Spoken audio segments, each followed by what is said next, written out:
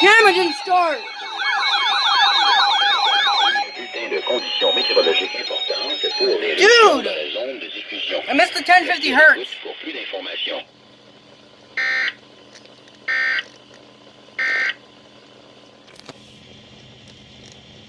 Environment Canada has updated a severe thunderstorm warning for southern Alberta at 7:34 p.m. Mountain Daylight Time, Friday, June 12, 2020. A severe thunderstorm warning is issued for Kneehill County near Acme and Linden. A severe thunderstorm warning is continued for Mountain View County near Olds and Didsbury, Mountain View County near Carstairs and Sterlingville, and Municipal District of Rocky View near Airdrie and Crossfield. A severe thunderstorm warning is continued for Municipal District of Rocky View near Irricana, Bicyker and Catherine, and Municipal District of Rocky View near Chestermere, Dalroy and Dalemead. A severe thunderstorm warning is continued for Foothills County near Cayley and